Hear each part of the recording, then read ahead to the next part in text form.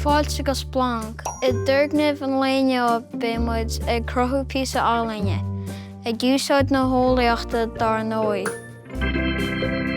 Seo an méid atá tasalmhaid don tuirgnimh. Pláta, Bainne, Todhchain bia, leathnaíochán, agus bátaín cadais.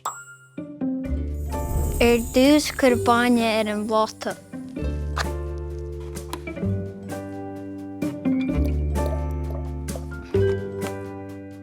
An sin go cúramach chur Todhchain bia ar an bpláta chomh maith.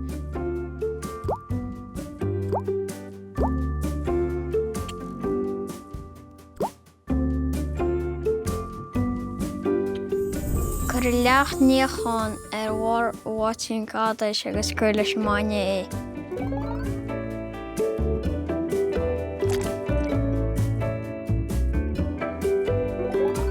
Féachar na dahanna ag creabba agus ag damsa ar a bláta ag duna pátrúnáile.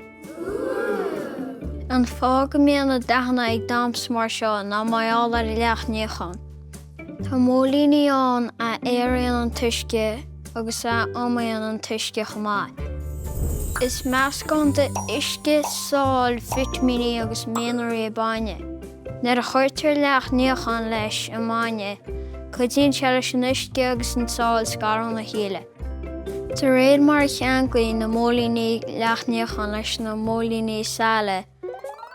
Bútear an Todhchain bia thart ar a bláta a ágann píosaí álainne mar thora. Bhí cinnte triail bhainte sa tuirgnimh seo smála, go dtí chéadú eile. Slán!